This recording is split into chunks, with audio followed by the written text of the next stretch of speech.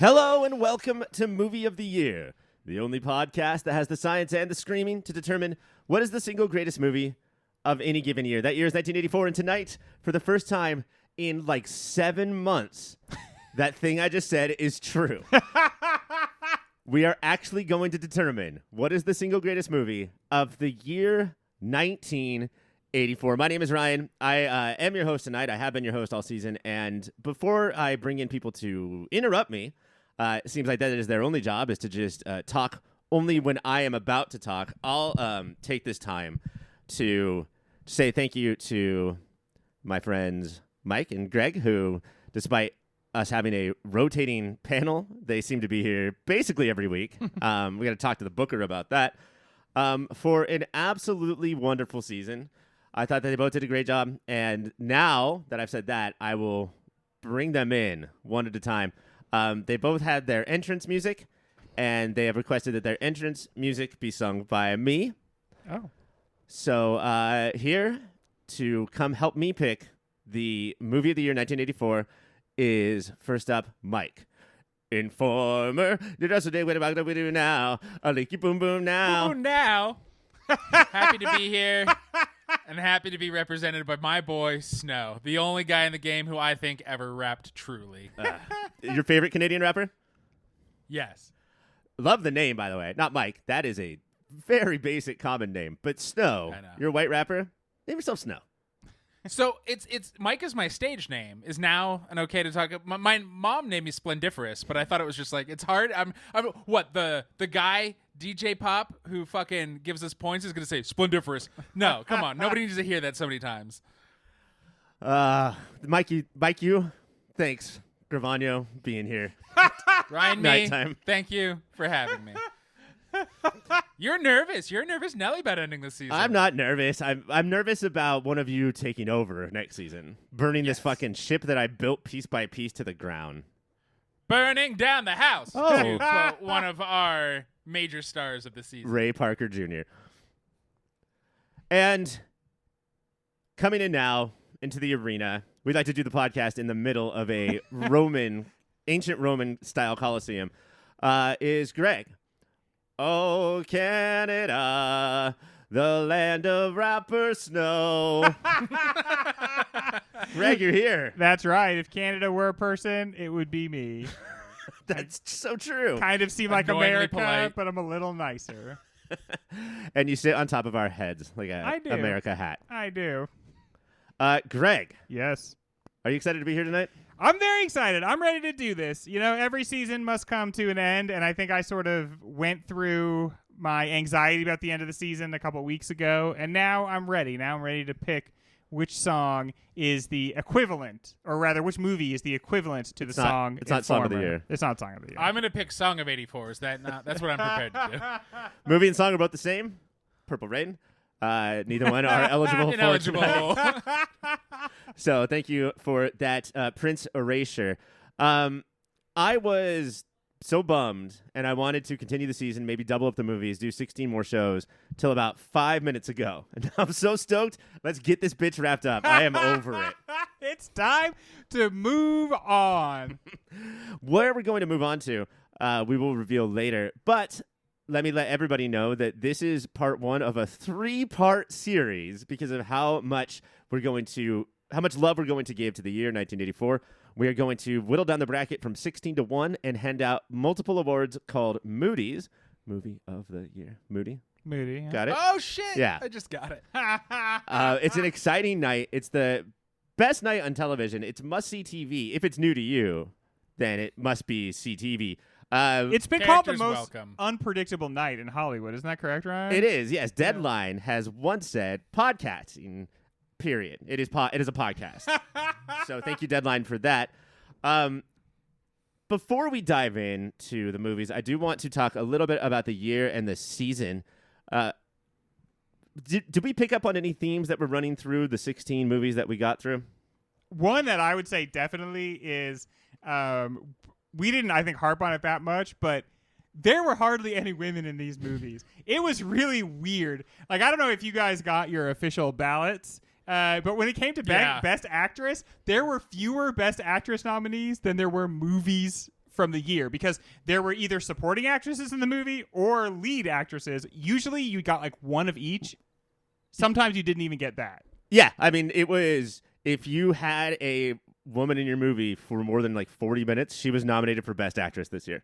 Yeah, because it was just like every movie had one or two women, and the movie in no way explored what was up with those women, like what their life was like, what their experience was. They were very much just pretty basic, pretty surface level. You don't need to explore. They're not going through anything specific. Oh, we get it. They're a woman. Okay, so go back to the men then. Talk a bit more about the men.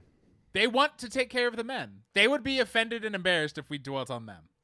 Is that a sign of the times, Prince song, or is that we just lucked into those 16 movies? Lucked in. I know that the Oscars had 5 nominees for Best Actress, as they're prone to do, and none of those movies we watched. Yeah, I think it's more a hallmark of 1984. I think it's a very masculinist time. Like, you know, and I think we have like kind of a reprisal of that now. If you think about the RNC that was a few months ago, where it was like Hulk Hogan and Dana White and the macho, Kid Rock. Yeah, like we're gonna have the most macho, manly hour of all time. I think 84 had that. So many of these franchises, as they would go, would be like, oh, wait, we fucked up. Next Karate Kid. Now it's Hilary Swank. Indiana Jones and the Dial of Dynasty. Now it's Fleabag. Gremlins 2. Now it's Lady Gremlin. Like, they would all go on to fix their issues. Oh, man, it's too bad there's not points on this show, because that would definitely get points. Is Greta Gremlin the original phenomenon? Yeah, she's a definite shit. And, man, she is hot to go. Can't you see her just screaming, place under the fucking pain! Place under the fucking pain! Yes. That made me think of something when you look at all these movies too, is that instead of being interested in women, what they were more interested in is the changing man. Do we need the bodybuilders and tough guys? Yeah. Is it okay to be sensitive? A lot of our heroes put comedy first or sensitivity first over punching and kicking, at least in R16. I know there was a ton of shitty action movies we didn't cover, but it seemed like that R16 focused on that transition from being tough to being smooth. You know? Yeah. If Amadeus was made in 78, Tom Hoche de Leche would have just grabbed Salieri by the throat and picked him up. Cut to his still feet, done that sweet lifting laugh. off the ground. So every movie would have been Schwarzenegger's Hamlet from Last Action Hero or Conan the Librarian from UHF. Exactly. And I would say another big hallmark of 84 was these movies are going to be blockbusters, but then also we're going to make them very good on top of that. So like, and what I mean by that, I guess, is like very funny, well written, but also like the filmic language very strong, so that the viewer constantly understands what's going on and what the stakes are. Good cinematography, good just direction overall, and so you get these things that are blockbusters and they are popcorn movies, but they're just very well made. I think that now we have directors like Sean Levy, who has a hit on his hands with Deadpool, loves Wolverine, but he is a guy who you hire to come in and just wrangle. Like, can you just make sure all of the spots are in the right place for the green screen and stuff? And house manager more than director, right? Or the sort of the coach, to use sports terms, that we already have a superstar team, so we're not going to bring in the best coach. We're going to bring in somebody who will listen to the listen to the hotshot players, manage personalities. Right. Ryan Reynolds and Hugh Jackman are just going to direct the movie. Back then, we did have journeyman directors, but I do think that there's a little bit more I'm going to put my spin on it somewhere, right? What is Sean Levy's spin? But we talked a ton in, just to pick an example, the Beverly Hills Cop episode about Martin Brest's spin. Just what a different journeyman director, Mm-hmm. Were you guys surprised by the amount that we talked about and how much the movies talked about the Reagan era? Because in our opening episode, before we had watched a single one of these movies, we thought, oh, this is all it's going to be. Is just, well. I just don't see how you conceive of this time, especially retrospectively through a left of center lens, without just constantly staring at Reagan, who is a focal point through which a lot of conservative orthodoxy travels. So there's the time before him that he encapsulates and the time after him that he's structured, and there's no joke in that he restructured society, and we see a lot of societal functions sort of tracked back on his reign. And or during his reign, and I think that the movies really do reflect that. They're like, if you think of a movie like Repo Man, how much we are in a war of all against all to sort of like make it through capitalism. I felt like the way that in Ghostbusters the EPA is like impugned as like a dangerous organization of government overreach is like another like Cobra. Yeah, the Cobra Commander. But so I think that the movies, although they are not like I don't think the word Reagan is said in a single one of these movies. It's just, it feels like, at least for us, because of the lens that we use to view the time, they're all engaging with this huge like change in power and this huge powerful force that does exist at the time. Do you think, Mike, that commercialism, consumerism, was that like one of the biggest targets of the year? Oh, for sure. Like looking at Gremlins is impossible not to, and just you have to wrestle with what it means to be monoculture, and there's a lot of people elbowing against that kind of force thing. It's the Ghostbusters is surprising because they are on the side of Reagan. Of EPA is too much in our shit, and for being such a seemingly like punk rock, burn it down, but they are on the side of the conservatives is very strange. Yeah, versus like Joe Dante and the Gremlins. Yeah, and it's interesting that they seem to take that side, that if there is somebody that has the unfettered power of government that is an asshole, that's terrible. But then there's also, in Ghostbusters, there's the model of good governance in the mayor knows everybody and he just calls them all together. And ultimately the mayor is like a working guy. And so there is that sort of anti-elite, anti-establishment sentiment throughout that movie. Which I think my memory's a little colored because I watched Ghostbusters 2 the same week we did Ghostbusters. The mayor has flipped. The mayor flips at that point and is fully elite, which can happen. When you're in power too long, you become power. Right? And but yeah, I think Breakin' 2 does it. Even Karate Kid, Daniel against the you don't find out that Johnny was poor until Cobra Kai, maybe. So it does feel like this poor kid from the East Coast versus these rich California kids. And that's certainly how it's presented in the movie proper, right? Yeah, it's the revisionist. I love Cobra Kai, but one of the things being like, yeah, he was poor too. I was like, come on.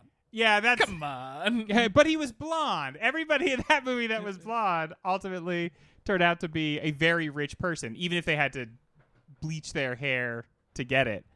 Mm-hmm. I guess Ghostbusters does kind of cut across what we're talking about here, because it really doesn't question, or it does question authority, but in such a way as to like sort of almost like reinforce the conservative message of, especially when compared to Repo Man, Gremlins, Breakin' 2, Electric Boogaloo.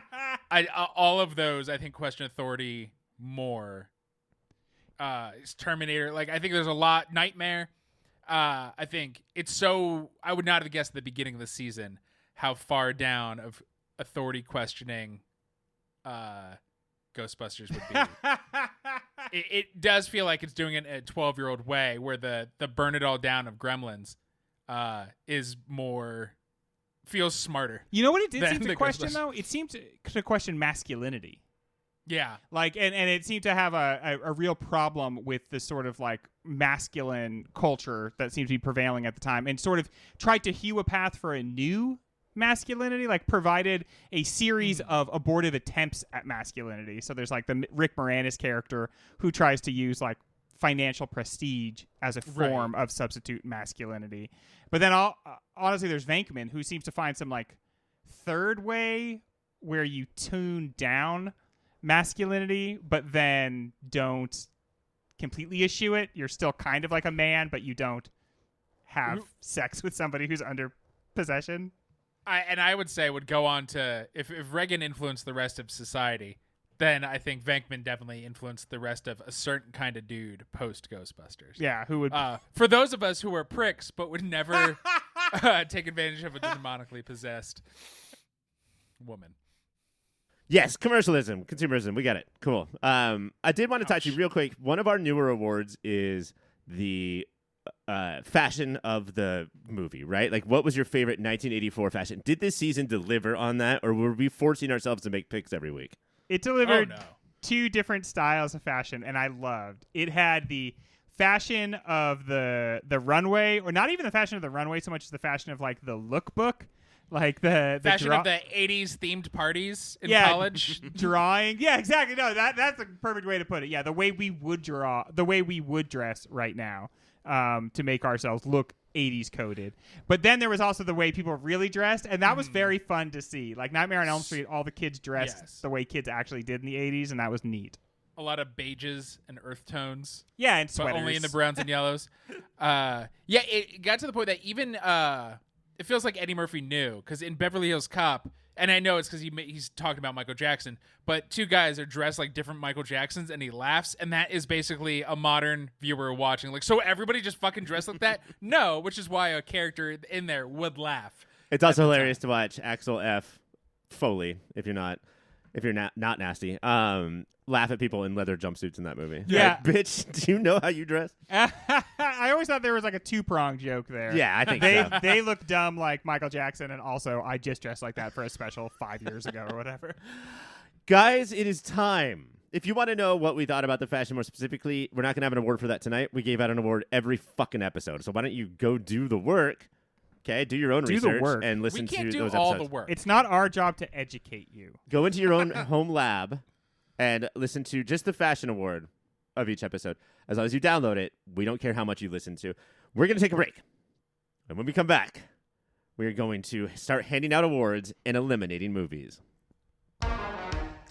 Before we eliminate one of our beloved movies, we're going to give out one of our beloved awards. We're going to be giving out, I think, 10 Mooties. Some of them are similar to Oscar awards. It's just that we didn't watch any of those movies. Some of them we made up because it doesn't matter how old we get, we will always be in love with the MTV Movie Awards of our youth. So things like Best Kiss, what are we going to do? Your first award is Best Supporting Actress. We start off with that, Ladies. just like the Oscars do. And Greg, your first nominee is Elizabeth McGovern from Once Upon a Time in America. Everybody knows this is not my favorite movie, but her performance in it is very strong as she's one of the 3 legs of the trifecta, yeah? She's the girl that Noodles falls in love with as Jennifer Connelly, who grows into Elizabeth McGovern. Yeah. And that she carries it off. I mean, it's such a complicated relationship between the 3 of them, but I think she does a fine job. Yeah, endures horrific things because to know those people is to endure horrific things. And Yeah, like I no feel spoilers. like I feel like everything about this movie is kind of just like painted with the brush of how tough it is. We didn't have a lot of tough movies. Yeah. Even Paris, Texas, like I feel like did a way of like sort of like covering up for how tough it was. But man, this movie a little bit brutal, and she is there for every part of it. Yep. Your next nominee is Frances Lee McCain from Gremlins. She plays Billy's mom, Hell yeah. who has a couple Yeah. of very major scenes in this movie. I think that as I get older, you remember different scenes differently, or you find different scenes that are your favorite. And we all, like Gizmo's hijinks when we're kids, and then you become a teenager and you can't get over Phoebe Cates' story of her father. And then it's just all about the Frances Lee McCain after you watch it at our age. This woman Especially who's that kitchen scene. yeah. And even before that, like such a loving mother and such a like patient wife. Just like my husband likes to make these awful, awful inventions that break after 2 uses and really don't make our lives any easier. But they're important to him, so I will use them. Just not simmering, but you can tell her put upon but if I bring it up, it'll break his ego and things will get worse. So I will just put this plastic smile on my face. He was a large man as well. Yeah, like way too good. But I mean, he somehow is paying for that house, and that's the one income in the family. So she's got to be doing something on the side. The 80s, baby. Thanks, Reagan. Mike, your next nominee is Randy Heller from The Karate Kid. Randy Heller from the Karate. Daniel's mom, Mrs. LaRusso. Daniel, thank you. Yes. Again, another great 80s mom, and I was going to say wife, but I think she's very famously not, is this is one I would love to see, like the OC version of The Karate Kid, where we get just as much adult as kid. Yes. And because she is great, and like woman doing it for herself to have, like, I think walks such an interesting line. It's like single parent isn't played for laughs. He's not a total latchkey kid because of her. She's not a piece of shit, but she's struggling to like not make him think he has to be the man of the house. And Randy Heller, whose name I've always known, does such a great job of showing these mixed emotions of, I need my kid to step up. Yeah. I feel bad that I need my kid to step up. And like he has to put on, a brave face for his mom, and she's like a little gutted by that, I think, but she also puts on a brave face back for him. And just a very like realistic performance of a mother who's like trying to hold everything together, and kind of barely doing it, but there's the glimmer that things are probably going to get better for her, and that part is, I think, nice. Also, a really original relationship with her and her kid. It's just not like we see in other, like he gets a little bit too much, line to go out and do his own thing, but I just really like them together. And also, she's sort of proof of my point that like New York is this awful cesspool that I've never been to that smells of urine, and they're all people like Randy Heller. But if you take one of them out and put them on the West Coast, they're darling. Yeah. Her like brash loudness is amazing when it's just one of them.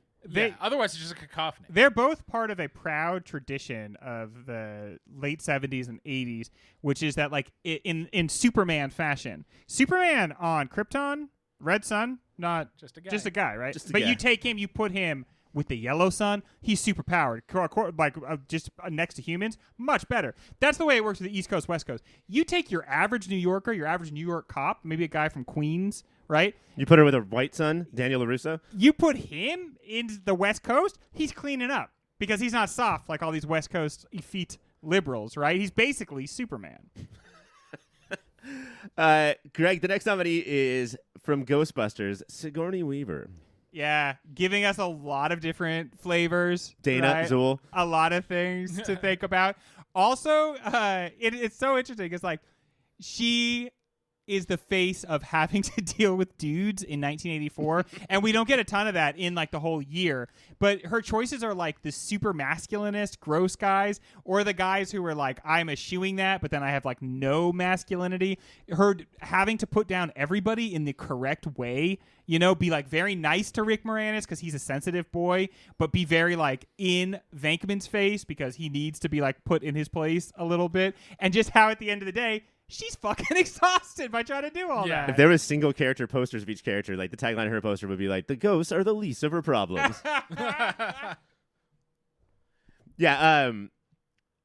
The way that, the problem here is that we have to remember Han Solo theory, which is Han Solo gets to treat Leia like that because he looks and acts like Han Solo. Yeah. And the problem is that Bill Murray, the piece of shit that he is, does end up with the girl. So I just want to point out to all the incels out there, don't act like that. Mike, your final nominee for Best Supporting Actress is Tina Weymouth from Stop Making Sense. That's our girl. Hell yeah. Laying down that fat, solid heartbeat of a bass throughout everything the Talking Heads does. Literally and emotionally. Emotionally. Bring in the smiles. For a while, it's like, are people not on drugs having fun? Tina is. Is she not and on the drugs? Fashion and the dancing. Oh, she definitely is, okay. But not as clearly. And put upon her I think fiance at the time, but her partner was Chris. So all women have to put up with having some to sort deal of with 80s douche. Buttheads.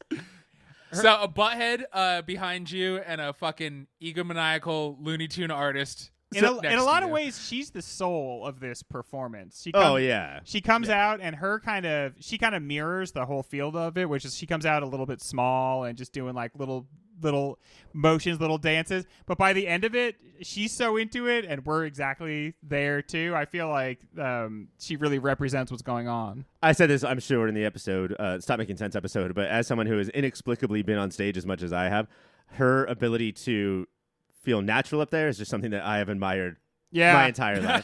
It's so forced when I'm doing anything. Were you confused by that movie, Ryan? Because you've never started to make sense? Oh my God, Greg. What? This guy, Greg.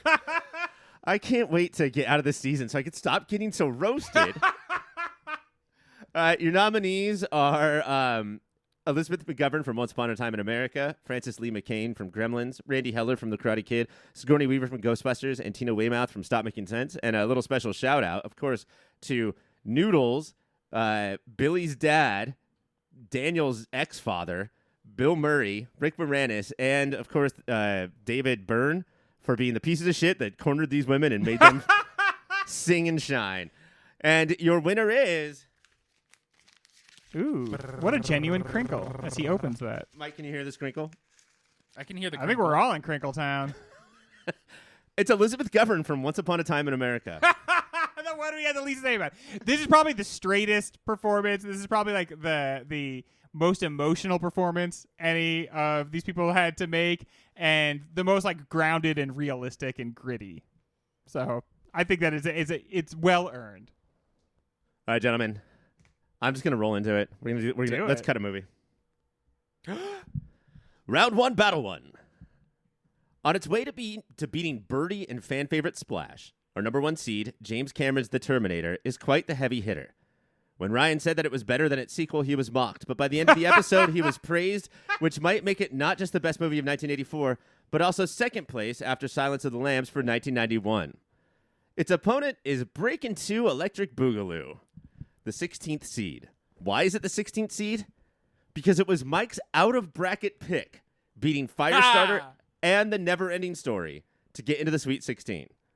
This is also the battle of the Marvel Movie Minute, as Pete was the guest star on Terminator and Andrew was the guest star on the Breakin' 2 episode. Taste buds, I ask you this. Can we really let a Mike pick about the hit Olympic sport breaking take down Jamathan Robinette Cameron? I say no. I'm gonna in this matchup. In this matchup, I'm afraid that Breakin' 2 is like B-Girl Ray Gun from Australia. Oh my No, God! if you don't support it, you're a sexist. Have you somehow heard of this? I was about to jump on board with the making fun. Man, a show all about Ronald and Ray Gun. Have you noticed that? And then I heard an interview with her, and it was heartbreaking. And so is it 1,000 other people's fault that she got that far? I don't know the story. I just know that she is absolutely destroyed, taking it in stride. Not like a smooth stride, but like a clumsy, janky stride. No, we saw her dance. We know her stride. But yeah, is it true that she got zeros? Can I just? She should. Can I just say one thing to derail this conversation? Some of the other breakdancing at the Olympics was so fucking amazing. It's such a shame that this always happens. We end up talking about these weird things. You can't control what people care about. But there was also the William Hung of the Olympics is what we're talking about. And you know where else there was really good breakdancing? In Breakin' 2. And I think that the fact that it made it this far is very cool. This was not like a gimmick pick. I don't think this was a gimmick watch. I disagree, but keep going. You do? Yeah, I think that it beat Neverending Story, and what was the other one? Because we've heard Electric Boogaloo our entire Firestarter. Firestarter didn't have a chance, but I do think it's cool, even though I do think it was elected on its title, that if somebody brings up the movie, they're gonna be like, "Oh, have you seen it?" And I'll be like, "No." Wait. Yes, I did. I have seen that movie, and I would say there are as many as 3 or 4 different scenes that are absolutely worth watching the movie to see. The hospital dance scene, the scene where they battle over the piñata lady, the rotating spinning house room scene. Yeah. So there's a lot there. There's a lot to enjoy, and maybe it was a stunt pick, but it felt legitimate watching it. I would say the first 15 minutes, I was like, this is awkward and cringy. And for the last hour and 30 minutes, I was honestly standing and dancing. Not break dancing, but doing the old white guy equivalent of sort of shifting from side to side. What's the one move where you're just kind of, that. And it's the guy on the side who's supporting the good break dancing. Oh, yeah, come on. Hype it up. Let's go. Oh, just so you know, I'm here to support the good breakdancing. And you bring them water and towels. No, I just bring a towel soaked with water. Smart. Yeah, and then if you just soak the end, you could do that twisty thing and snap it right in the butt. They love that when they're breaking. Terminator as a number 1 seed, that feels like a legitimate number 1 seed, and much like the Terminator itself, I don't know if anything can stand in the way, and certainly not breakdancing. Let me tell you the truth. Imagine them doing like And he's like, right? I mean, he's maybe not if going they to had deal with hired that. the Terminator to knock down miracles, the good guys would have won in that movie. He literally Wait. just walked through it. Are we doing actual verses where it's Terminator versus those breakdancers? Yeah, Terminator.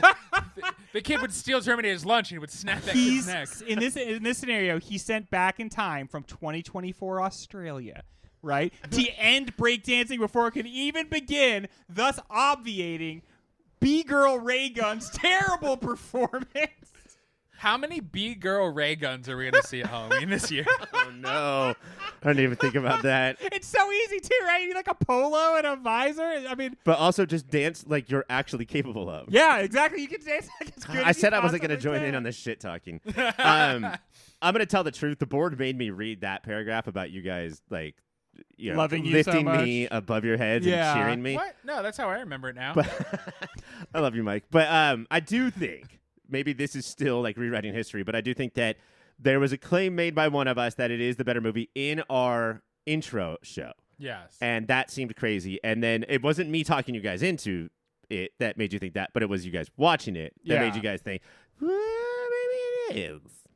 And it is, having seen the Terminator once as a 5-year-old, too young, parents, and once as a however old I am now, and having seen Terminator 2 so many times. Right.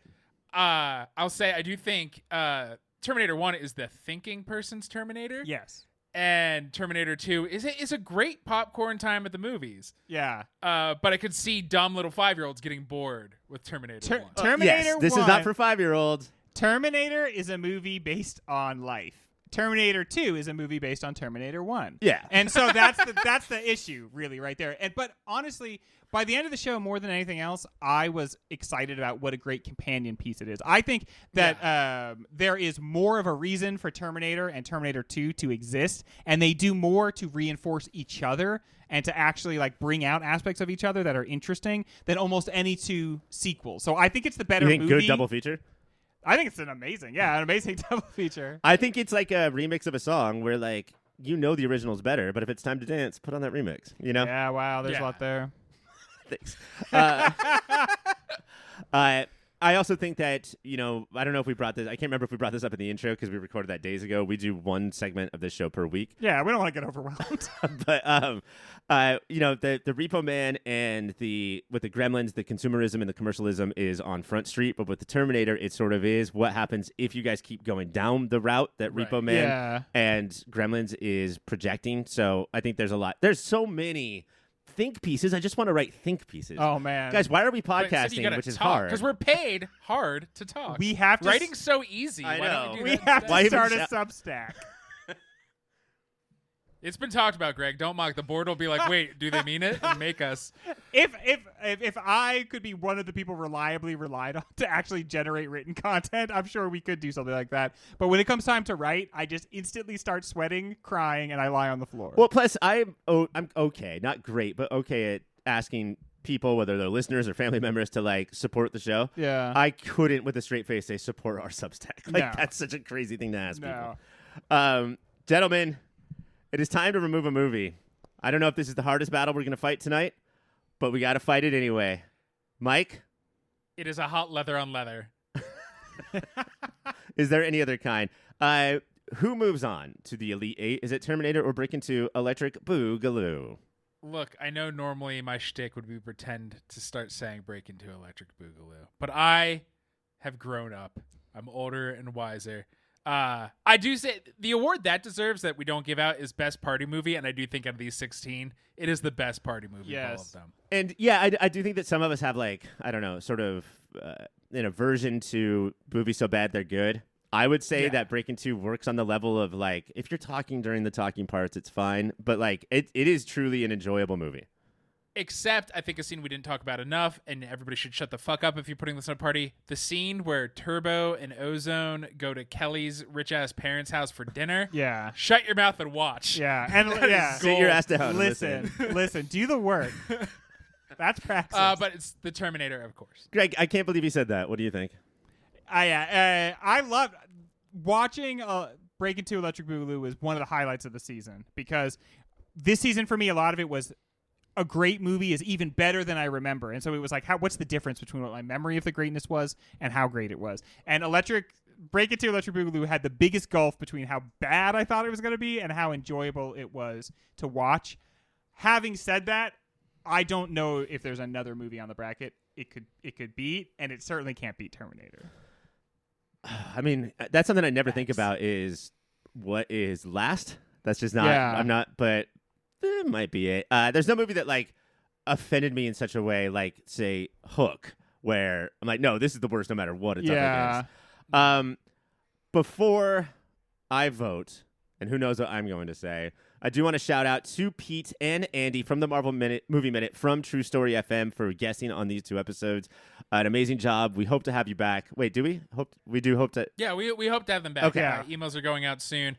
It does mean, except we are shooting Andy right in the face. He is not invited back because his movie's about to lose. Yes. That is such a good call. You can't guest on Movie of the Year anymore, Andy, because Break Into Electric Boogaloo, you are out. Terminator moves on.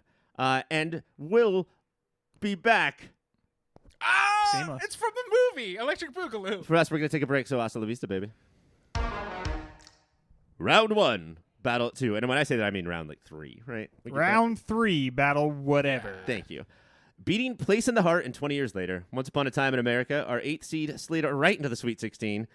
And not without merit, it is Master Sergio Leone's treatise on America, after spending years in Italy giving his treatises about Western America. It's going up against The Karate Kid, our 9th seed, which beat A Passage to India and Stranger Than Paradise to get into the top 16. It tells the story of Cobra Kai, but before. Taste buds, I ask you this. Who does a better job of telling the story of a foreign country? Leone's Gangs of New York or Rocky director John G. Avildsen's story of martial arts? I like how you put that, because in Karate Kid, definitely Southern California seems as distant and foreign a land as any other country possibly could be. And this is the Valley. Fruits, Which, flakes, and nuts. do we even consider this Southern California? The Valley? No. That's where NorCal starts. Oh, yeah, okay. All right. Well, California, at any rate. Lazita? Come on. No, we are being Southern California elitist. Of course it's SoCal. It's the suburb of L.A. For some reason, it's a joke. It's like in the 80s, everybody made fun of the French, and I'm not sure why. Uh-huh. We all hate the Valley here, and I don't know why. Because they talk cooler than us. Gag me. It is interesting because one movie is trying to directly talk about what it's like to be an unknown in a new world and adapt, and it's not Once Upon a Time in America. He just is that, I guess, trying to figure us out. And they're both interesting takes on New York, and everybody's Italian. What does it mean? It means that life is nothing but a spicy meatball. It feels like it has been over a decade since we did this show. Once Upon a Time in America? Yeah. This is a long time ago. This is Keith. We were Keith young Phipps, men. right? Yes, and this is the ultimate film spotting versus film spotting sister show, the Next Picture Show battle, because this is Keith Phipps was on Once Upon a Time in America. Adam Kempenaar was on our Karate Kid show. Thank you to both of you, and I would love for whoever wins to be on the season next year. That's the rules. That's how we're slating the next season. It's an old rule that we just made up. I have to say, this is the battle between the movie that probably made me feel the best and the movie that made me feel the worst. And I have tried not to hold it against Once Upon a Time in America too much, because it's like a staggering work of genius. The way it spans generations, the way it takes every bit of its long runtime and makes it count. I mean, this is our longest movie of the year, but I think really makes an accounting for that. And more Not an words. ounce of fat. Yeah. I would definitely push back on that, but it sorry. made Well, in my me, memory, because it was 5 years ago. Right? yeah, it made me feel so grody the entire time, which I think was his intention, but it just was not a pleasant experience to watch it. And not even as much of a pleasant experience to talk about it as many of the other movies from this season. My biggest thing with it, and this is a real tough one for me. I do believe this, not that this would affect me at all, but I do believe that if you were to put this list of our 16 movies in front of most film scholars, they might put Once Upon a Time in America as the winner of the whole season. I agree with that. Sure. That's definitely possible, but But we're not fucking film scholars. And yeah, again, Shut that up. has no effect on me. I don't think about that I don't at know all. shit about film. I just talk about it every week for hours. Producer Dave, please cut that out. We need We'll people to cut keep that listening. part out where I brag about how I don't know the thing that we're talking about. But for me, the thing that kills it against movies of its ilk and Sergio Leone's other movies is the characterization and the relationships. Like, every Scorsese movie, every Coppola movie in this genre, every Sergio Leone Italian spaghetti western. Almost called it Italian. It's the derogatory spaghetti western. Thank you. Thank you. It's the thing that they eat that for some reason is a huge burn on everybody. Hey, you know that delicious thing you eat? Burn. That is, of course, this movie's sauce material. They do such a better job on focusing on these very complicated, very terrible but compelling characters. And I don't, outside of Elizabeth McGovern, Moody award-winning Elizabeth McGovern, I don't see a single one in this movie. Like, this is one of Robert De Niro's most boring performances. It really is. The point seems to be that this guy doesn't actually live. And maybe in that way it's a great performance by De Niro, but he doesn't seem alive really on the screen at any point. Let's talk about Sorry, go ahead, Mike. I was going to say that the opium is an escape because now he has an excuse to be so checked out. Right. Yeah. From it. I think, and why I love this movie, I do think, remembering so long ago, it's coming back that I think I was the fondest of it. You said it's one of the best movies we've ever done on the show. Yes. And it's so rare to, as an adult, have a movie that you're like, oh, this might be in my favorite movies. Favorite movies stop at age 12, right? Favorite movie star, Adam Sandler. Thank you. This is one of them. I think I have a new adult, one of my favorite movies, and it is this one. I think about it a lot. Mike has a new favorite saying, adult movie. That's fun. But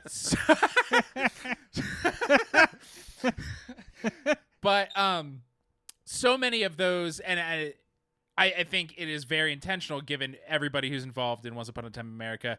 So many of them, because filmmakers don't realize how dumb audiences are definitely romanticize the gangs, and people are like, oh, cool, I'm like Scarface now. And I do think Leone and De Niro and et al. Are like, no, these are boring, dumb brutes. But the movie is not boring, but they don't ever be like, look how nuanced Noodles is.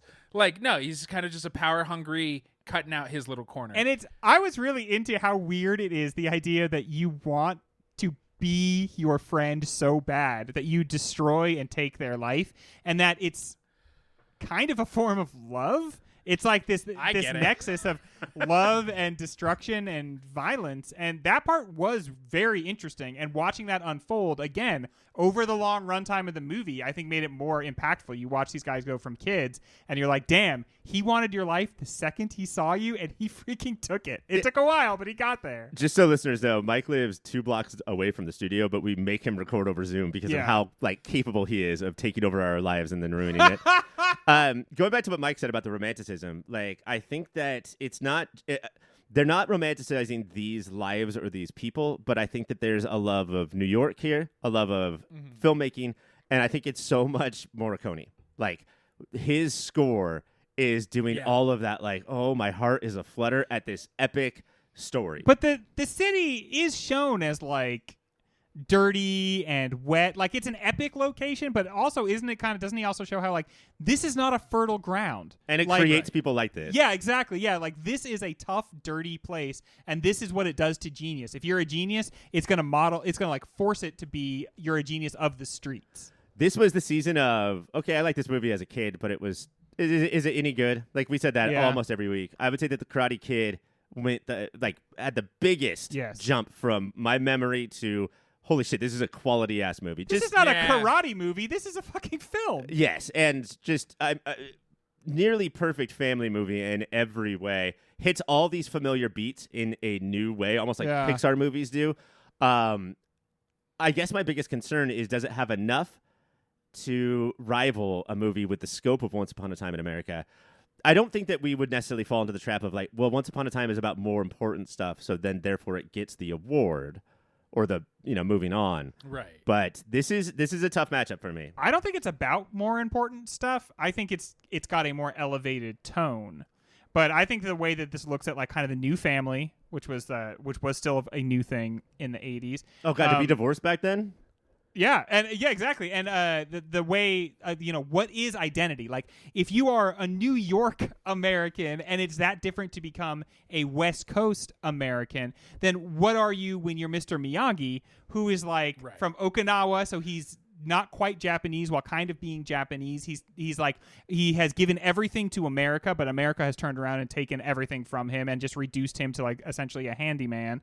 I think there are really elevated themes it's dealing with. It just has a more jocular approach to them, and so that maybe would give us the opening to take it less seriously. But I think Karate Kid invites us to take it very seriously. And for like a kid's 80s romp, I think the nuance of Daniel is closer to Miyagi, like that he relates harder to him than the California. Yeah. Like, all of that is fascinating, and fucking Never Ending Story couldn't pull that shit, and that's why that's not. And the way before the season, I would have equated Karate Kid closer to Never Ending Story. Oh, sure. I think I would have too. And like the way Karate Kid is, I never would have guessed before this season that what Karate Kid really is a movie about teaching and about how teachers are glorified by their students' conduct, by who their students become. That's how you were down to the glory of a teacher, and that different teaching philosophies are like can be like oppositional to one another. And Karate Kid is about teachers and about students. And I just never, as a kid, I don't think I paid attention to any element of that at all. I didn't realize it was a movie about adults. I thought it was only a movie about kids. It's both at the same time, and that's exciting. But the Karate Kid does not have a 10-year-old who wants to have sex, so he buys a pastry and then proceeds to eat that pastry on the floor because that, to a 10-year-old, is much better than sex. Greg? Not just to a 10-year-old, Ryan. You can do both. You can include the two. I like to do that. Buy two. While you're waiting, have one. By the time you're done, you're going to be ready, man. Greg, what movie out of our 8th and 9th seed is going to move on? For me, it is Karate Kid. There was no movie that blew me away to the degree which Karate Kid did. I think it exemplifies 84 so perfectly, and I think it's got an inside track to go all the way. I liked Once Upon a Time in America. I see it as a great artistic achievement. I was never quite on the same wavelength as it, but I don't discredit it in any way. But Karate Kid, it was just, I was shocked by how good it is. How much chemistry there was on the screen, how much it is a movie of relationships and how important relationships are and how relationships help us persevere through really difficult situations. It was a real treat to watch that this season. I would be remiss. Uh-oh, watch out. Okay, but I'm avoiding it right now. Yeah, so okay. Step carefully. If we also didn't point out that at the All Valley tournament, what was the big thing that was on the back wall? And they kept moving names around? The bracket? It was a bracket. It was this a movie bracket. includes a bracket. It's one of the greatest bracket movies on this bracket. And another thing that Mike pointed this out, I never realized when I was a kid, that he does not actually learn a lot of karate. And when he gets to that tournament, he's like, Mr. Miyagi, I feel like I don't know how to do the thing I'm supposed to do while I'm here. Mr. Miyagi's like, just be calm about it. You're going to be fine. And that was a real treat to watch this time around. Mikey? It's hard. Both of these movies, one I knew would be great, and it blew me away. And one I thought would be stupid, and then it blew me away. It's hard to go toe-to-toe, and there's always the voice in my head is, how 80s is this? And a lot of our period pieces have that hard because, do you know what is not 1984? 1920s New York. More like 1824. And it feels closer. It's closer to Gangs of New York than it is like an era and how these people act like fucking animals than it is to 1984. Although I'll say Cobra Kai animals. Like, yeah. They're these dogs in t-shirts. Also, I know we're not talking about Beverly Hills, but the part where the guy came through and his shirt was open and you could see hair, not sexy. Yeah. That was animal. Ugh. What? All right. All that being said, and I understand your reasonings, but yeah, my vote will probably have to be for Once Upon a Time in America. This is probably my first, last, and only vote of the night. And this is a really tough one for me, but when I really think about it, I think that to give it to Once Upon a Time is to reward epicness, because I do think that what I'm looking for in a movie and what this movie gets wrong are so vital that it can explode nearly perfect direction, almost perfect pacing, and a perfect score. So I'm sorry, film scholars, and I know that you're all canceling your subscription to us right now, but the Karate Kid is going to move on to the next round. Heck yeah. That's why we do the show in the way that we do it, right? Should we give out an award to wash the taste out of our mouths? Yeah, you're more freaked out by this than I am. Yeah. I got voted down, but I still am delighted by the chaos. Next award is for Best Supporting Actor. Would you guys like to go over what that means to you, or should we just move on? He there, but he not as big of a deal. Oh. Yeah, he's just like, you know what? I'm also here, but don't worry about me too much. That's the guy you want to be paying attention to, everybody. That right there, those two incredibly run-on sentences was probably the best podcasting you two have ever done. So thank you. I wish I could give Best Supporting Actor of 1984 to you two. To the two of us, yeah. For this podcast. Your first nominee, Greg, from Paris, Texas. Finally, we're talking about it. It's Harry Dean Stockwell. Yeah. You probably know him from Quantum Leap, but not in this one.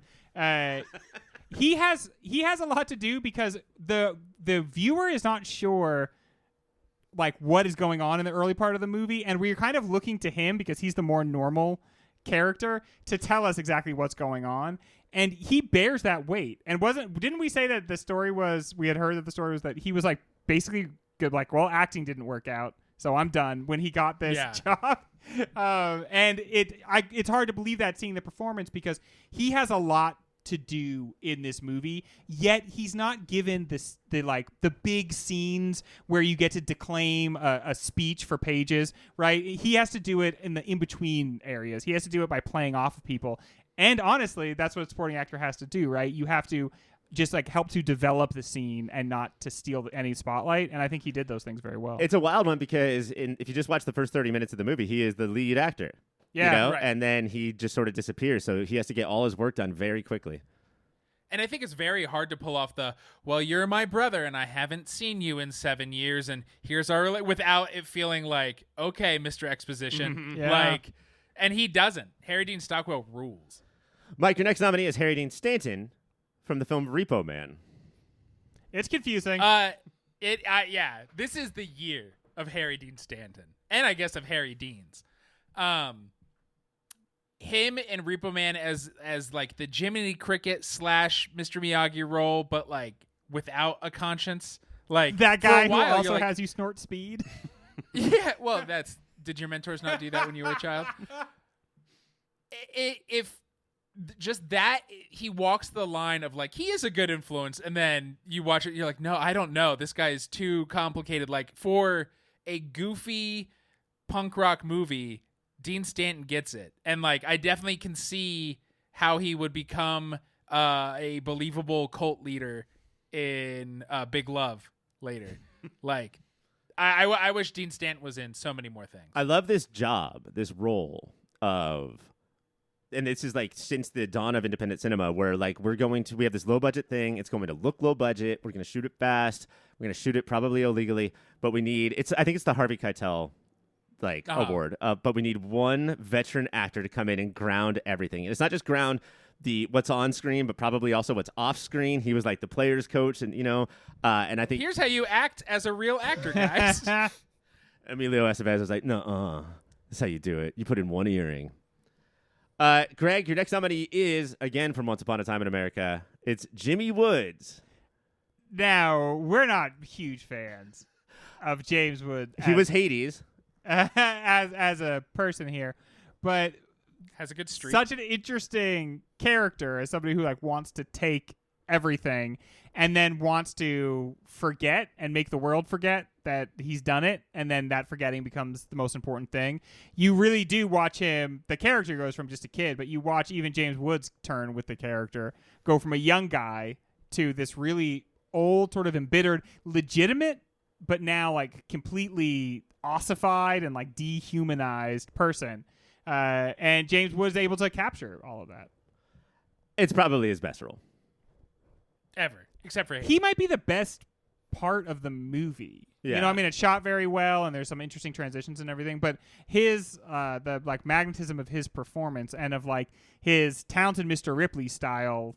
I'm just slowly going to take everything from That's somebody. Such a good call, yeah.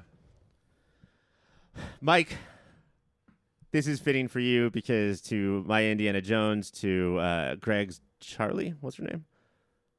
Chuck. She's got some boy's name, doesn't she? Who? In Temple of Doom, the girl. Oh, it is Charlie, right? We'll look it up later. Yeah, don't. Mike, you are our short round. Your next nominee is Ki Hui Kwan.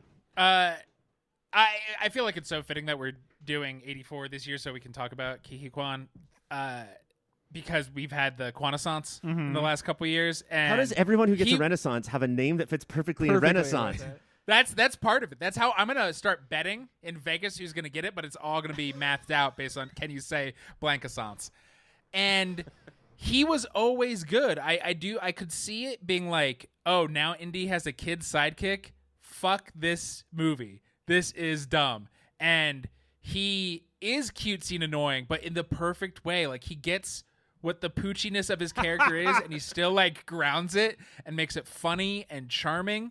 Short round rule. There's a bit of like, if you hate child acting, I don't know if this is going to be the movie for you or the part for you to watch. Yeah, because he doesn't fully escape that. Right. There's still that childish reading, but like he's got the charm. So he's got the riz, so it doesn't matter. He steals the movie. And it's not just the charm and the riz, and this is why it's the Indy but I love you. Like that scene is why this guy should have been in every movie ever for the last 30 And he had a good rapport with Harrison Ford, you know, and so like that helps the performance if the two of them seem to really be in like the same space. And we know that they had that rapport because they hugged 50 years later on the set of the Oscars. Live on the set. On location. Your final nominee is Rick Moranis from Ghostbusters. I'm a little surprised that the movie Ghostbusters is Bill Murray and 17 supporting actors, and Rick Moranis is the one who got it. Are you guys surprised by that? No, because he really pops in this performance. You've got the version of him as like the nerdy accountant who's throwing a party so that he can have like as a tax write-off, who's basically badgering Sigourney Weaver into being his girlfriend.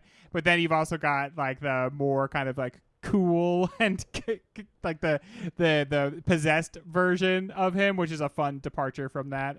I don't think it's a surprise at all. He's one of the most fun parts of this movie. Yeah, and even though Aykroyd and Ramis, the other guy's Hudson, name? Ramis, thank you. Hey, I think God bless Ernie Hudson, love him, but he was not in contention for me. But Aykroyd and Ramis are so good and so funny. But like, even though I think we're smarter than the Oscars, this is a showier, and he has more to do and does it well. I think this role is more interesting today than it was then. Looking back on Boys and Girls, the nice guy syndrome. But if you played Vorjip, value over replacement Jeremy Piven.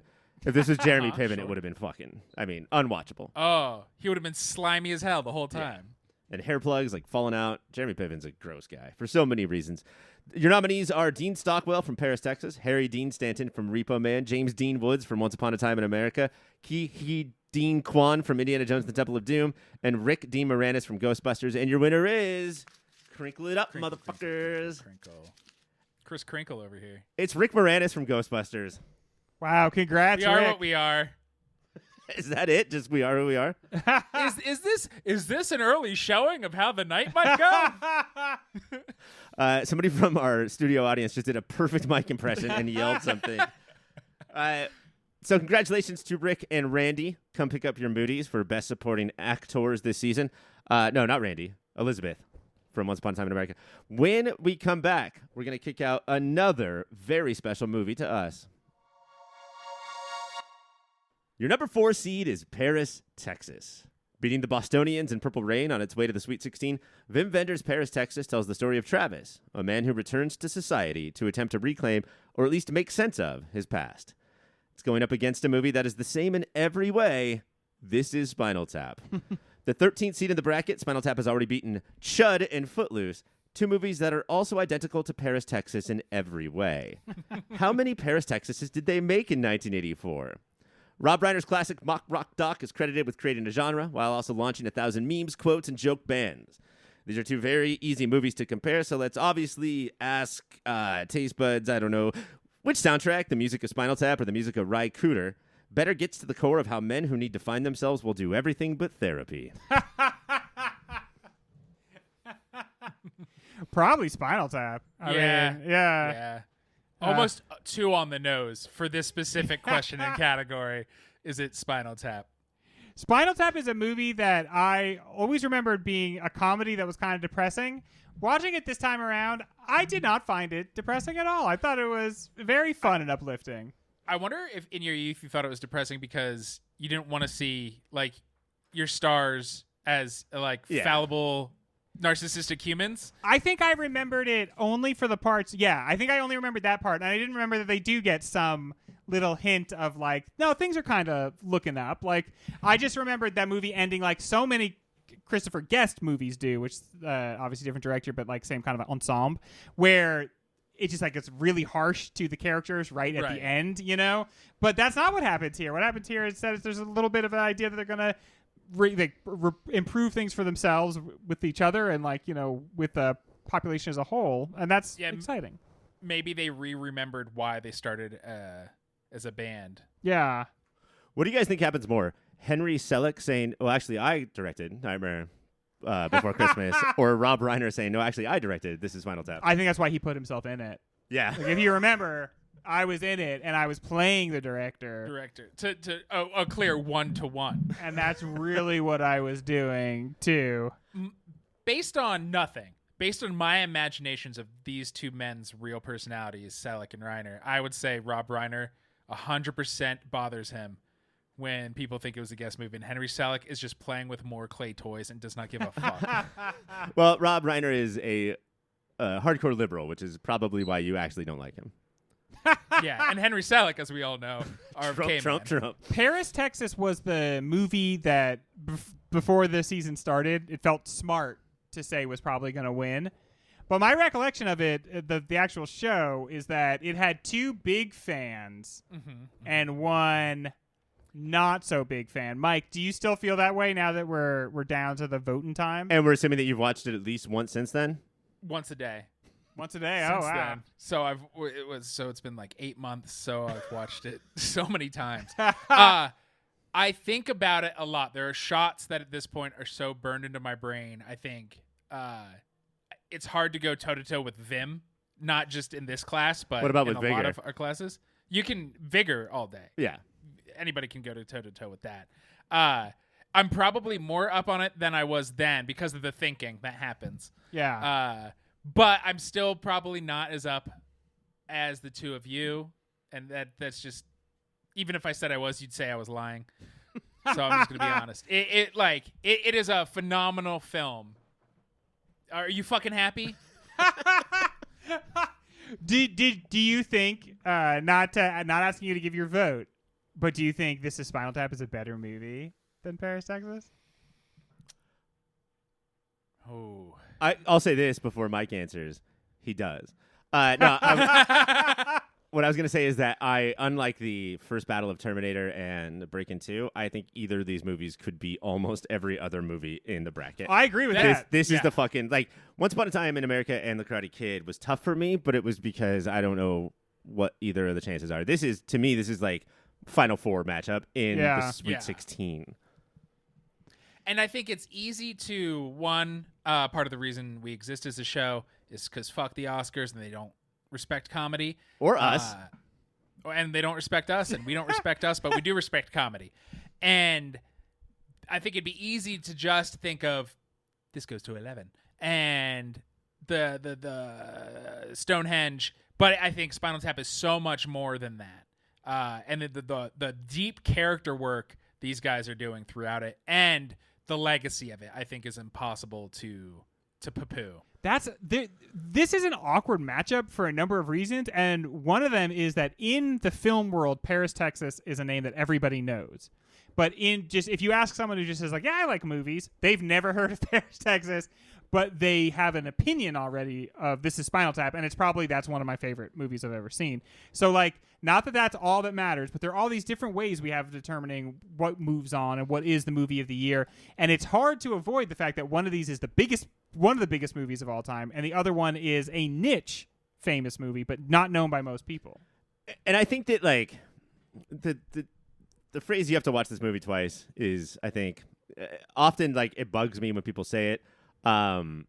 I think that movies should do as much as they can in the first time, and I think that a lot of times people talk about it with a movie like Spinal Tap, it's because you laughed over some of the jokes, right? Mm-hmm. Or with a movie like Paris, Texas, like the director's doing things you don't even know. But with these two movies, I really do think that the first time is for Paris, Texas, maybe like the journey, and Spinal Tap is the jokes. And the second time is these men coming to terms with the fact that like life is not what they were told it was going to be, trying to come to terms with their relationships with their brothers, whether that be literal or bandmates. Who you are as a person is wildly different, or who you think of yourself is wildly different than who you actually are.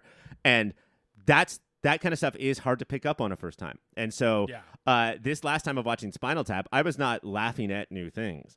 I was the oldest I've ever been, which is the case anytime I watch a movie. I don't know why I don't know why you would argue with that. But just watching these guys, past their prime, like I will be in 10 or so years, and I was thinking of something funny you said earlier. Sorry. Daggers were thrown. Instead of smoothing out and becoming more sensitive, just more bravado, more I'm a cowboy. Yeah. Just lean into it. Also that the weirdness of getting to be a certain point in your life and realizing that like 20 years ago you were also an adult and you are connected to that person from like 20 years ago, but like the way you can just feel like you're a completely different person than an earlier version of yourself, but you still like are accountable for what that earlier version of you did and who that was. The weirdness of that and being like kind of alien to yourself and being like alien to your own sort of history, I think is something that runs through both movies and makes them intriguing, but they just approach them from very different ways, whether it's played for the comedy or the horror of that. And it's not comedy. It's not just comedy or horror. It's the two paths. Do you perform even harder and act like you're never going to get older, or do you completely collapse within yourself to the point that you don't talk anymore because you can't deal with the weight of what you are? Or perform in a booth, behind glass where nobody can touch you anymore. It's ridiculous Spinal Tap guys do this. Like, they've grown and yet they still get together with their friends like once a week and just tell dick and penis jokes. Dick and penis jokes. All the categories. Mike, it is time. This is Spinal Tap and Paris, Texas. One of those is going away forever. Let's shout out our guests. No guest had the balls, the audacity to come on these shows. I didn't even bother to show up for the Spinal Tap show. Greg called in sick for the Spinal Tap show, which I have to assume he was getting a Spinal Tap because that is just something that Greg will never do. He loves it. He will at least have COVID and then record from home. I heard that Mike was going to be in town, so I was like, I'm not going. And then Message received. Paris, Texas, we let our guests choose which episode, and nobody stepped up. Nobody was brave enough to do that. Is it possible, like what Greg said, where they just haven't heard of it, or is it possible, like Greg said, it's just too important? We've had some film heads this season, yeah. So they had heard of it and they were scared of it. Here's what I think. They're like, I'll guest on the show, but I'm not going to try. And so then they're like, well, if I'm not going to try, I'm not going to watch Paris, Texas. That sounds like trying for sure. Thank you for being on the show, all the guests, though, obviously. Not for these two, but yeah. The ones. And now I may vote? Now you may vote. This is Spinal Tap. I knew it. Greg? I knew it. I love This is Spinal Tap, and part of what I got this season rewatching This is Spinal Tap is I managed to save myself from this weird notion I had that it was somehow a depressing movie. It was very joyful and very fun and funny. But I am going to choose a depressing movie. Paris, Texas was such a great experience this year. We didn't have a lot of super crunchy movies. This movie is a text you want to return to, where I did several times to figure out what's going on. And I don't want to watch an ending explained YouTube video. I want to watch this movie until I understand. every part of it because it's in 2024. That's a huge thing to say. Because I think people underestimate how much the art will help you interpret it if you return to the text a couple of times. You don't need somebody else that's already done that to come explain it to you. If you keep going back, you will find lines that didn't make sense the first time make sense now in a new way, and you'll understand it a little bit more. And Paris, Texas is the movie that most rewarded rewatching this year. So it's not a drubbing, but for me it is Paris, Texas. Don't look now, but it looks like we have another Don't Look Now on our hands, as I also have to watch, or I have to pick Paris, Texas, and I have to build a time machine to go back in time and make it so Mike did not watch this movie with his wife, so he enjoyed it more. Paris, Texas is moving on. This is Spinal Tap. You were great, and we love you. Maybe we'll get some Mooties. There's always that. There's always Mooties. You might win some Mooties. This is a pattern. I'm going to lose every vote. New goal. Have you done that so far? Yep. Christ. All right. It gets weird when that happens to you. It gets really weird in the later rounds. Yeah. You're like, oh, I don't know. I said the other ones, you idiots. Let's throw out an award. Just to, wash the taste out of our mouth from that last one. I have an email here. It's from Paul from the Waiting for Doom pod. And it says, and this is from Australia, so it's upside down. I got to turn it over. You guys give out biggest shithead every year, but never explain what that means. Could you please take more time in explaining what biggest shithead means? And now, are Australians known for a dry sense of humor, or are they dumb and... This guy writes us and just roasts us, but honestly, it's so nice to get feedback. So clearly that is a dry sort of Australian bit of wit. Or maybe right? he needs more information, like maybe he's not that. I mean, like, this is where Ray Gun comes from. Not everybody is Paul from Australia who listens to the show every week so that he can send us roasting emails. Paul, it might be somebody's first podcast ever. and make sure that you do listen to Waiting for Doom. We have no harsh words to say about his show, so I guess just go listen to it. But Mike, can you explain in fucking dirty detail what biggest shithead means? Get into it. Some other, like MTV awards, they'll talk about biggest villain, and we get it. So that's just an antagonist. Okay. Oh, wait, hold on, time out, Mike. What does that even mean? I want to be clear. It's not biggest villain. Is that where you're going? No, yeah. I was so you nervous. Said dirty details, so I was starting there. Okay, but like it's so not biggest villain that I got scared. I'm starting with what biggest shithead is not. Okay. Because that's boring and easy. You go, oh, is that the bad guy? Okay, I guess Gozer, biggest villain. Fuck that. No, this takes nuance. Is who would you least want to be in a car with, eat a meal with, be around? Who makes your skin crawl because they're such a goddamn shithead? It's also one of the awards where I think our personalities, like if 3 other people were on the show, their biggest shitheads would be very different. This is what are our Nick Pitt's idiosyncrasy things we hate. You can see that in who our biggest shitheads are. This is the pop filteriest opinion award for sure. Yeah, a lot of people who are not us would say like, well, it's going to be one of the 3 of these guys, right? But we're not even in the running in our own version. We'll see. Yeah. All right. Mike, the first nominee is Paul. I don't feel like they got it. Should we circle back around? Mike, the first nominee is Paul from the Waiting for Doom podcast. Oh, yeah. No. So what sucks about this guy, and he's a friend, and so he is on the side of the heroes, us. But he like you could he sits in his cave. I don't know how these people live.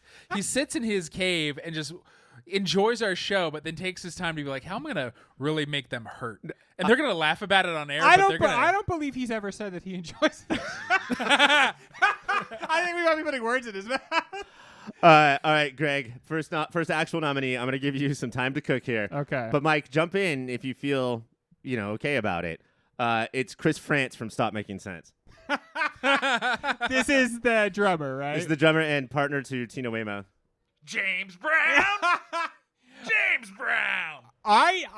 Man, I'm like usually a nice, happy-go-lucky guy. I took an instant disliking to this guy. He probably has Greg-like tendencies, and I don't always like the guys that remind me of myself. It was something about the fact that he listened on his headphones before every song. He listened on his headphones, and I'm assuming that he's listening to the rhythm. It's a click track, probably. Yeah, and then Yeah, he I tried think to he was getting the tempo. reproduce it. He just struck me as not a very talented drummer. And I don't know why, but that I took a disliking to that. And Coke hits everybody in different ways, and it definitely, you could tell he's the one who would pitch you 1,000 screenplays in 10 minutes. That is how the Coke is hitting him that night. And I will say, I would just simply like to ask him, like, how would you describe the voice you're doing on that James Brown song? Like, if that's not your speaking voice, right? So, like, what are you going for there? Mike, our next nominee is legendary shithead Dr. Silberman from The Terminator. Oh, this guy, he's such a weirdo creep that this is not the one where he licks her face. No, right? and he's not even the one that did it. I started that rumor on the show, and I feel so bad. Because we were in Dubois But talking about... It's so believable. Yeah, he does suck shit in both the movies, but he's not the guy that does that one thing. Maybe he kind of enables it through his like terrible management style or whatever, but it's a completely different person that is also like that. This woman is in clear distress, and all he can think about, he has cartoonish dollar signs in his eyes of how he can write a book about what's happening here. He is the elite bureaucracy that is a weight upon all of us peons' throats. You know what he really is? There's like the bad guys in this movie, and then there's the good guys. He's that worst third thing, like the worst thing you can possibly. Do you mean shithead? Which is like a man with good inclinations who really does nothing to help, like so unplugged and such an insular existence that he doesn't see real trouble and try to help. Whereas, like, it's worse to be that guy than the actual antagonist, right? And the whole, like, watching the video for laughs is... Yeah. That's what kills me. You know, like, when people do that. Like, Mike doesn't like Paris, Texas, but he does... His favorite movie is the Paris Hilton sex tape, and that's what people did back then. One Night in Paris? One Night in Paris, yes. Mike, your next nominee is Mrs. Deagle from Gremlins.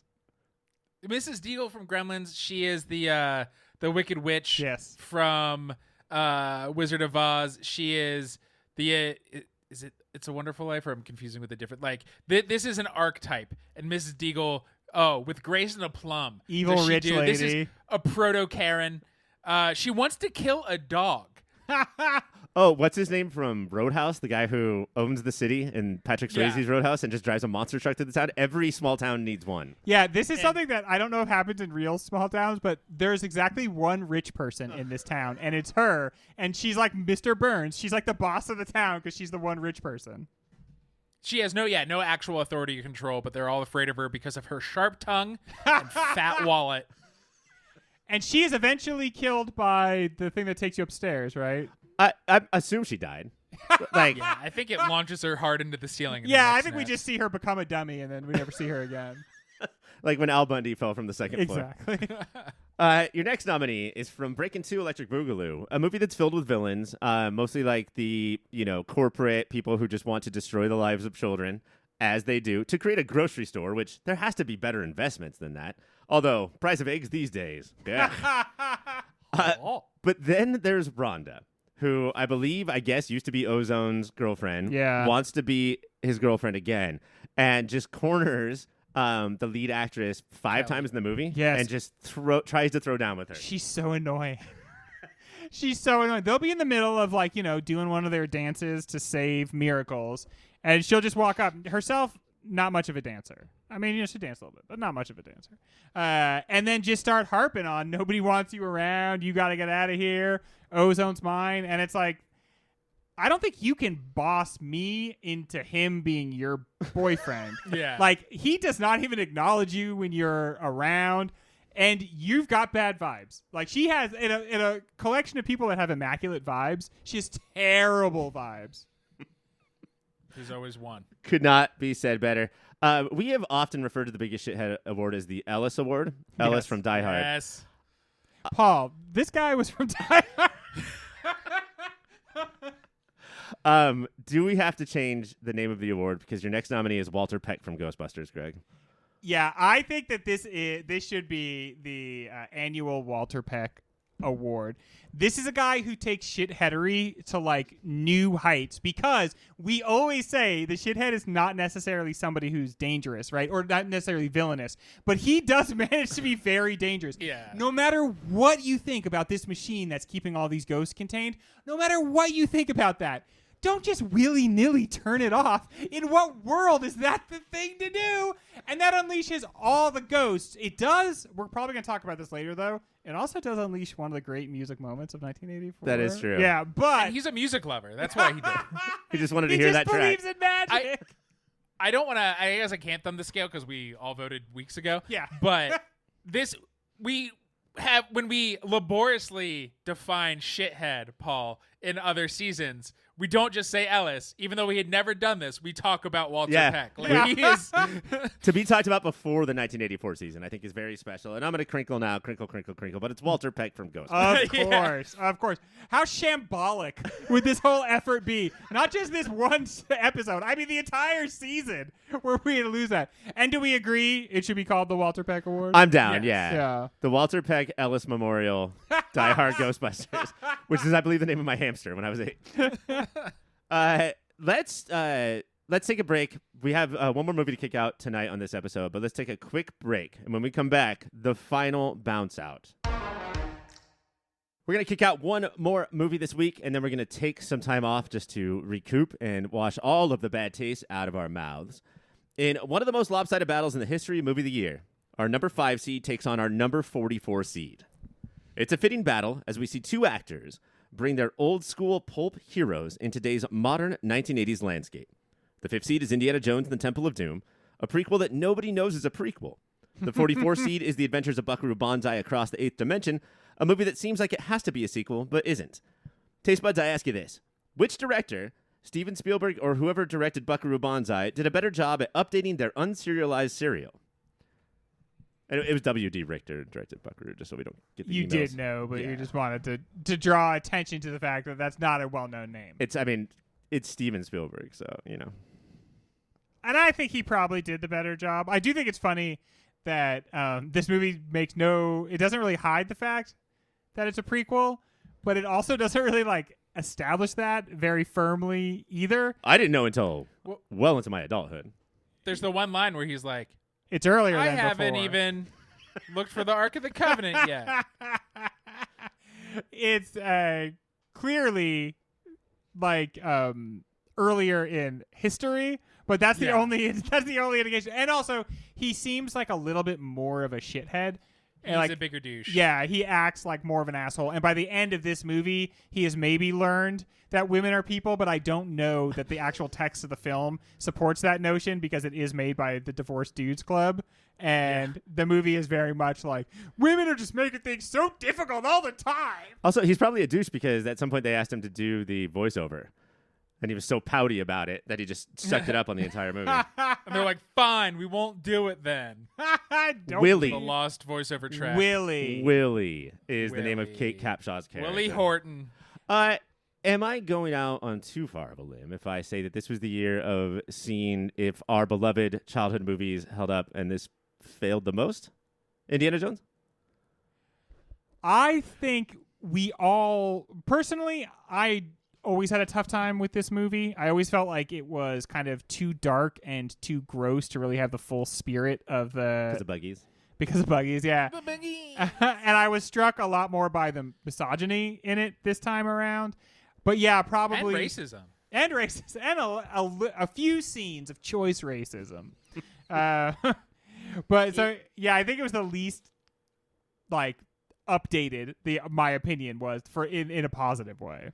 It's also interesting because pre-Crystal Skull, this was Yeah. across the board, no argument, the worst Indiana. Yeah. Everybody talked about it. And then once Crystal Skull came out, it for some reason that made Temple of Doom's reputation launch higher, Yeah. which is not how that should work. And I'll put my hand up as one of the dummies who feels that way. Like, when I saw Crystal Skull, I was like, okay, no, wait, this is a bad Indiana Jones movie. This other movie has problems. But really, honestly, when we watched it, I thought, aside from the rampant sexism, occasional racism, that the main problem is that it bogs down in the second act. But by the time you get to the third act, it's kind of like a nonstop fun action scene. Yeah. I mean, it's like you're on those mine carts the entire time. I also wonder, I think one of the bigger problems about Crystal Skull too is that we have a lot of nostalgia for this movie, or I do. Right. I watched it more than Raiders and Last Crusade for some reason. You freak. But the next generation doesn't love Crystal Skull in the way that they do Phantom Menace, a movie I think is terrible. Yeah. You know, they also weren't like, well, this is more my generation's movie. Everyone forgot about it. Everyone said, no, thank you, mutt. Forgetting about it's the best thing you can do. Really. Yeah. And then, did you guys eventually see Dial of Destiny? I did, No. and I liked it. I thought it was good. Again, like I've seen a really bad Indiana Jones movie. I thought Dial of Destiny was better than Temple of Doom. It's in your top 3. Yeah, Yeah, it's in my top 3 for sure. So, and I thought it was a good inheritor of the legacy. I think it's kind of unfortunate, because Indiana Jones had to live up to a childhood impression of it. I kind of think it's kind of unfortunate that I didn't, as a child, see Buckaroo Banzai. Yeah. Because I Yeah. feel like watching this movie is hearkening back to something, and when I don't have that initial experience. Like I said on the show, and I agree now, that movie is like your weird uncle needs to show it to you a little bit earlier than probably you're supposed to see it. And then he laughs really hard at all the jokes. And every time you watch the movie from that point forward, you remember what it was like to like hang out in his funny smelling trailer and watch this movie with him. And if you don't That was have marijuana, though, right? yeah, but it was Okay. marijuana smell, Right. yeah, because he's your weird uncle. But I loved it. I still really enjoyed it, but I just felt like I'm not really getting the initial impression. You need to be young to see this Yeah. movie for the first time. Get indoctrinated. Just a little. I would say that one of the ways that you two are different movie watchers is that, Mike, maybe you might not often have that issue that you can watch trash and pretend like you were back then. Did you have that issue with Buckaroo Banzai? Oh, I can turn my brain off. I fucking loved Buckaroo Banzai. No, yeah. I mean, nostalgia file not found. But Yeah. because of how I am and the dumb kind of midnight shows I went to for so much of my youth, yes, this is up my butt, and it was so dumb that I did not see it till I was an old man. But I think a lot of it too, the difference between the Lucas throwback, so Star Wars and Indiana Jones, and the others like Buckaroo Banzai, is that Lucas is very careful about making sure that every audience member can watch this without having seen the serials. Like, it doesn't Yeah. matter.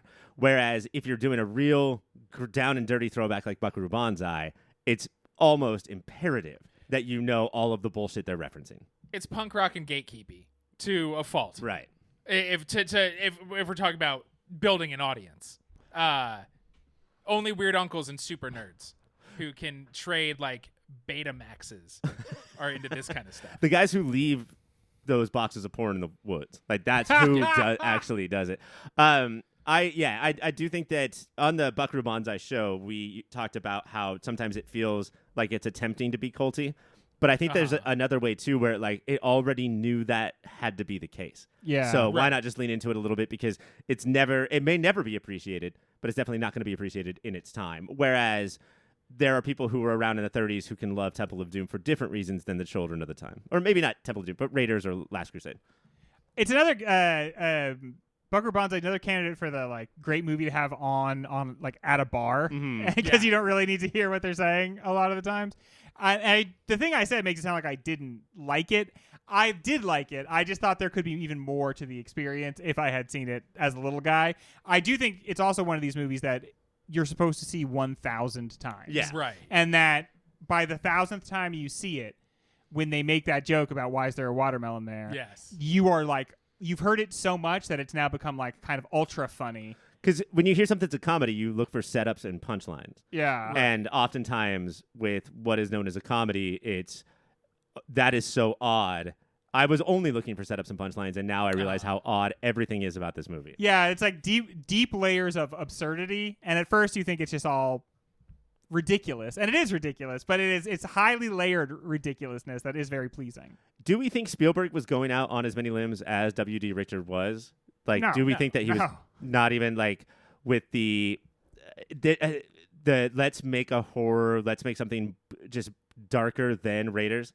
I think he was in a shitty mood. I really do. I think that, and I think it was a good business proposition. I think he figured out a way to structure the script. That way they could use one really cool set 100 different ways, and that made a lot of sense at the time. And so I think it worked. But I think he more than anything else was himself going through a dark time, and so he took his franchise through a dark place.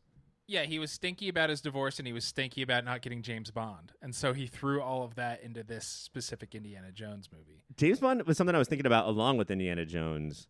And now I think Star Wars, and we're approaching it with Marvel, of these beloved franchises that probably have more stinkeroos than they do successes. Yeah. But we love them anyway, and we'll keep going to see them. So if you like, any year we do an episode, if you watch the James Bond that comes out that year, there's a really good chance we're not going to do it. Right. There's one or two I could see potentially us ever doing it. There's a good chance we're not. But if you just like from a random year, take the James Bond movie of that year, that might be the worst movie you've ever seen in your entire life. Honestly, like I can't remember which one it was. We did one from the 70s, and that might be the worst movie I've ever seen. Ever. It was like the voodoo one with the card counting. Very upsettingly. Oh, I blocked that out. Yeah, real terrible movie. I do want to give a quick shout out to our guest for Indiana Jones. That was Melinda, don't call me Mindy Clark, and C.G. Mirich from the podcast, of course, Mike, Beyond the OC. Which you can check out now wherever podcasts are sold. And our guest for The Adventures of Buckaroo Banzai was Matt Singer, who I don't know if he's podcasting right now, but I do know that he has an incredible book called Opposable Thumbs, which a large percentage of our episode was dedicated to. So please go check those out. One of you or two of you will not be coming back next season, so it's time to decide. And Greg, base your vote on the movie, not on the guest. Okay? Don't just eliminate which movie you want, but which Indiana Jones or Buckaroo Banzai, which pulp hero is moving on. Okay. Well, I knew this was right. I knew this was going to happen, so obviously I'm prepared. Right. Because that's you weren't just having a casual conversation. I wasn't just sitting here, just staring off into space, just thinking about movies in general. Okay. I loved Buckaroo Banzai. I thought it was really exciting. In a lot of ways, I think it's probably the better movie. But honestly, for me, it's not my favorite Indiana Jones movie, but it still is a Indiana Jones movie. And there's like 3 or 4 moments in it that I think that are really good, including the moment when he rescues all the kids, and it's just this shot where he's lit from behind. It's kind of dark, and there's bump-a-dump-bump. Yeah. And so there's like, it's flawed. We talked about its flaws, but ultimately there's a lot of good stuff there. Indiana Jones, Temple of Doom. Mike? And it's not like Buckaroo Banzai has no flaws. No. I know we mostly talked about Indiana Jones. Some might say there are some bad performances here and there. And that's it. Do you know what? It's hard. It's Harrison Ford going toe to toe with Murphy. That's his name in RoboCop. What's this cat's name? Peter Weller. Peter Weller. Thank you. And Harrison Ford is going to win that because he's always going to just whip out a gun when somebody has like their scarf or their flute or whatever it is they're playing. But the rest of the movie as a whole, and for me, and what the 80s is, and I never thought I would vote against a Spielberg, it's Buckaroo Banzai all the way. Honestly, so far out of the battles we've done, this is the slammiest of D's for me. It's Buckaroo Banzai is moving on. Yeah. An upset. It is 44 seed. 44th. Yeah. Wow. Moving into the Elite 8. Gentlemen, let's bid adieu to Indiana Jones, Willie, Short Round, the members of Spinal Tap, the Noodles and his friend James Woods. Bye, Noodles. And Ozone and Turbo. And that dirty fucking cop from that movie. Bye to you too. Officer Aiello, played by Danny Aiello. You guys are gone.